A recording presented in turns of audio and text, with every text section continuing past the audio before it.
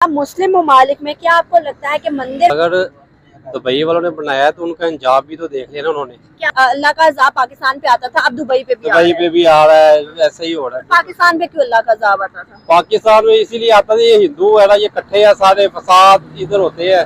अच्छा, क्या पाकिस्तान में जो मंदिर अगर हमें तंग नहीं कर रहे मुसलमानों को तो हमें जरूरत नहीं हमें तंग करने की। लेकिन यहाँ देखिए, जहाँ तक की तामीर है तो उसके लिए हमारा एक पस मंज़र है जिसको कुरान मजीद की नबी आखिरी खातमुन नबीयीन हज़रत मोहम्मद सल्लल्लाहु अलैहि वसल्लम तक यही सिलसिला जारी रहा, बुतों को तोड़ने का, मंदिरों को ख़त्म। कुरान की आयत है, तो इसके एक लॉ है हमारे पास, जो कानून है भी इस्लामी मुल्क के अंदर मंदिर तामीर नहीं। दोस्तों, आज भारत की ख्याति देश दुनिया में बड़ी ही तेजी से फैल रही है और इसके साथ ही हिंदू धर्म का प्रचार प्रसार भी बड़े ही तेजी के साथ पूरी दुनिया में फैल रहा है। दुनिया के कई ऐसे देश हैं जहां एक से बढ़कर एक मंदिर बनाए जा रहे हैं और तो और दोस्तों मुस्लिम देश भी इससे नहीं बच पाए हैं। लेकिन दोस्तों हमारे पड़ोसी देश वाले इस बात से खुश नहीं लगते हैं। तो चलिए देखते हैं कि देश और दुनिया में बन रहे हिंदू मंदिरों पर पाकिस्तानियों की क्या ही राय है। अपनी राय आप कमेंट बॉक्स में जरूर शेयर करना।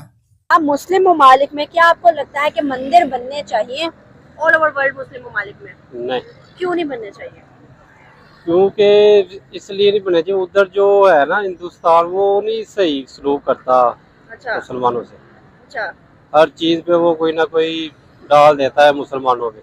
अच्छा इसलिए इधर उधर नहीं, अगर मुसलमानों के साथ इधर भी नहीं होना चाहिए, अच्छा ये खत्म होने चाहिए इधर से। अच्छा, मतलब पाकिस्तान से भी मंदिर खत्म हाँ होने जी, चाहिए। बिल्कुल पाकिस्तान से मंदिर खत्म होने चाहिए, अच्छा, ये उधर ही रहने चाहिए जिधर से ये आया वापस। भी अब देखिए दुबई के अंदर ऑलरेडी बन चुका हुआ है और काफी ममालिक के अंदर प्लान किया जा रहा है सर, लेकिन हिंदुस्तान के पीएम तो ऐसा करने जा रहे हैं, इसको कैसे रोका जा सकता है और क्या हमें रोकना चाहिए?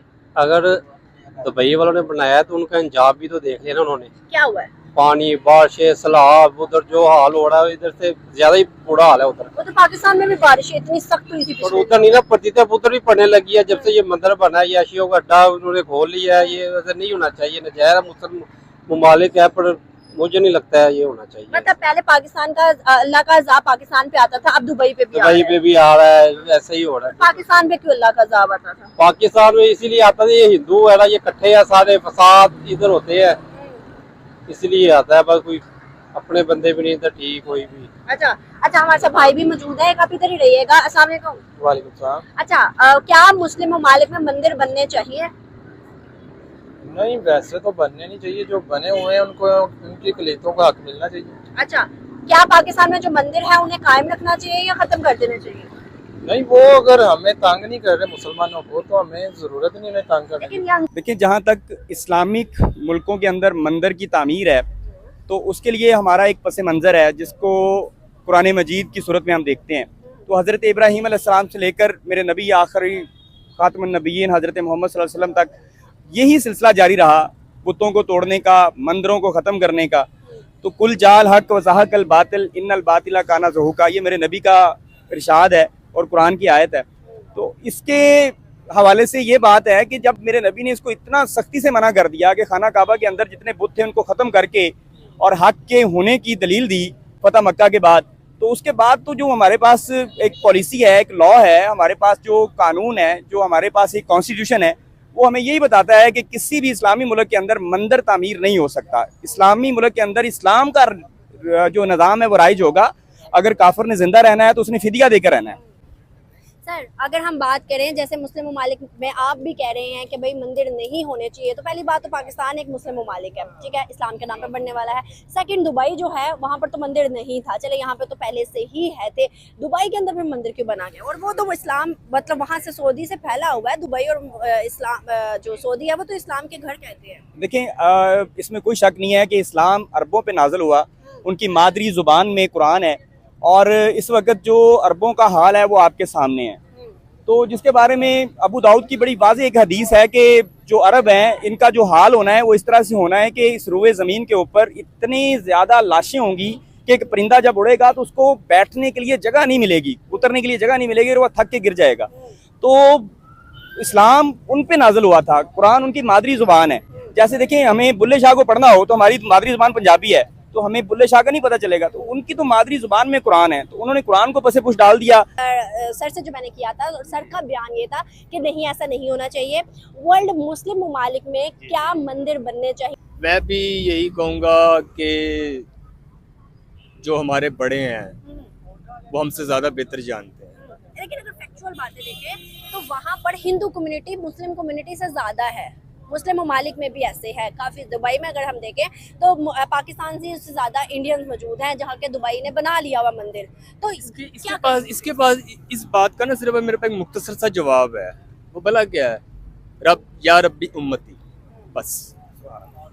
पीएम नरेंद्र मोदी के बारे में बात करेंगे, इंडिया के प्राइम मिनिस्टर, सबसे पहले उनके बारे में बात करेंगे, क्योंकि उनकी जो साउथ एशिया के अंदर उनकी जो इकोनॉमी है सर, वो ग्रो करने वाली इकोनॉमी है सर। इस टाइम अगर देखेंगे तो दुनिया की नज़रें इंडिया की तरफ हुई पड़ी है। इंडिया के प्राइम मिनिस्टर मिडिल ईस्ट की तरफ मुँह किया, वहाँ पर अपने मंदिर बनवा दिए, अपने IIT इंस्टीट्यूट बनवा दिए। अभी वो बुरनई गए हैं, मुस्लिम कंट्री है सर। दुनिया के अंदर जिस कंट्री में भी जा रहे हैं सर, उनका रेड कारपेट से और उनके सारी आवाम मिलकर और बड़ा वार्म वेलकम किया जाता है, और वो कोशिश कर रहे हैं, और उनकी काफ़ी ज़्यादा कोशिश है इस हद तक करके जितनी भी मुस्लिम कंट्रीज है वहाँ पर उनका एक एक मंदिर डेवलप हो जाए, मंदिर बन जाए। नरेंद्र मोदी अपना इफेक्ट बढ़ा रहे हैं मुस्लिम दुनिया में भी, जहाँ पर मंदिर बना रहे हैं। लेकिन मेरे ख्याल से ये मजहबी पॉइंट ऑफ व्यू से ज़्यादा एक उनकी कामयाब फॉरेन पॉलिसी है, क्योंकि जहाँ भी नरेंद्र मोदी जाते हैं वहाँ पर उनकी जगह बन जाती है। वो UAE में जाते हैं, वहाँ उनकी जगह बन जाती है। वो सऊदी अरब में जाते हैं, वहाँ उनकी जगह बन जाती है। लेकिन उसकी कंपैरिजन अगर हम पाकिस्तान से करवा दे, मजहब भी मुख्तलिफ है उनका, हमारा मजहब भी सेम है, लेकिन हम वहाँ पर अपनी जगह नहीं बनवा रहे हैं उस तरीके से। जैसे कि सऊदी अरब ने पिछली मरतबा जब हम कर्जा ले रहे थे, तो जब हम मलेशिया के साथ जा रहे थे और तुर्की के साथ, तो उन्होंने हमसे अपना कर्जा वापस मांगे कि पहले आप हमारे $1 बिलियन वापस दे दो, तब आप उधर जा सकते हो। लेकिन ये सारा मसला फॉरेन पॉलिसी का है। बढ़ रही है, कुछ बताएंगे? अभी RSS का जो बाबरी मस्जिद का जो मंदिर था, वहाँ पर मंदिर बनवा दिया उन्होंने। बाबरी मस्जिद का वहाँ पर पहले सबूत मिले वो मंदिर था, तो दोबारा से उन्होंने मंदिर बना दिया। हाँ, दोबारा से मंदिर सबूत मिले उनको। लेकिन वहाँ पर एक मस्जिद थी, ठीक है, पहले लेकिन मसला था मुसलमान और इंडिया, और वो भारी मसला था, बहुत पुराना मसला था, मसला आ रहा था। लेकिन इन RSS की आइडियोलॉजी की वजह से वो लोग भारी पड़ गए। सही बात है, क्योंकि सालों से तो हुकूमत आ रही थी ना इंडिया में, लेकिन वहाँ पर किसी ने मंदिर तो नहीं बनाया। बिल्कुल। लेकिन अब इनकी आइडियोलॉजी, पहले बाबरी मस्जिद को कवर करते हैं। मैं आपको थोड़े से अपनी तरफ से थोड़े अगर जवाब दूं, अगर आपके माइंड एक्सेप्ट करे तो हमारी ऑडियंस भी इस पर अपना जवाब दे सकती है। सर, बाबरी मस्जिद का जो केस था, बाबर जब आए वहाँ पर अयोध्या का सबसे बड़ा मंदिर था, और बाबर ने उस मंदिर को गिराकर जो सबूत मिले उसके मुताबिक वहाँ पर मस्जिद खड़ी कर दी, बाबरी मस्जिद। सर, उसके नीचे जब रिसर्च की गई तो एक पिलर थे, बड़े बड़े पिलर, और मंदिर के साथ अटैच होकर जब बने थे, तो जब आप देखें, जब हमारे पास पावर थी तो वहाँ पर हमने मंदिर गिरा के मस्जिद बना दिया। आज इंडिया के पास पावर है तो दुनिया मान रही है, दुनिया उनके आगे झुक रही है। हम यहाँ पर पिट रहे हैं, बाबरी मस्जिद को ये कर दिया, अच्छा सॉरी उसके अंदर कश्मीर के अंदर ये हो रहा है, उसके बाद अगर फलस्तीन के अंदर ये हो रहा, हम इस तरह की बातें कर रहे हैं, कर कुछ नहीं रहे हैं। मैं समझता हूँ मज़हब इंसान की ज़िंदगी का निजी मामला है, और दुनिया में जितने भी इंसान आए हैं उन तमाम इंसानों को ये हक हासिल है कि वो अपने मज़हब के मुताबिक ज़िंदगी गुजारे। रियासत पाकिस्तान की बात करें तो 11 अगस्त 1947 को कायदे आज़म ने जो कानून साज असेंबली में पहली स्पीच की थी, उन्होंने इस बात को आइडेंटिफाई किया था, वादे किया था, आप आज़ाद हैं, आप अपनी मस्जिदों में जाने के लिए आज़ाद हैं, आप अपने मंदिरों में जाने के लिए आज़ाद हैं। रियासत पाकिस्तान को इस बात से कोई गर्ज नहीं है कि आपका मजहब क्या है। आप देखोगे हर किसी रिलीजन के लोग आपको मिलेंगे, whether Muslims, Christians, Jain, Sikhs, Buddha, atheist, जो गॉड को कुछ लोग फॉलो करते हैं, कुछ लोग नहीं करते हैं।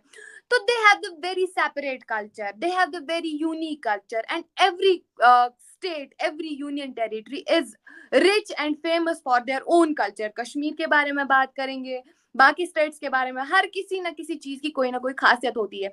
एंड आमतौर पर ये दिखाया जाता है, it is from the ancient period that people are liking our culture just because of that thing only, कि हमारे कल्चर में वो एक हेरिटेज है, हमारे कल्चर में वो एक रॉयलनेस है, हमारे कल्चर में वो एक मतलब क्या, वो पीसफुल मैसेज है। आपने हमारे प्राइम मिनिस्टर को भी देखा होगा कि किस तरीके से he has been visited so many places in our world। अगर हम देखेंगे, ऑस्ट्रेलिया की बात करेंगे, दुबई की बात करेंगे, अरब कंट्रीज की बात करेंगे, या फिर वेस्टर्न कंट्रीज जितनी भी हैं वहाँ की बात करेंगे, you have never seen him, मतलब उन्होंने वो कोट पैंट वाला वो वेस्टर्नाइजेशन, वो कल्चर को अडॉप्ट नहीं करा होता है। आपने हमेशा उनको अपनी ट्रेडिशनल ड्रेस में देखा होगा। So he is promoting his own culture.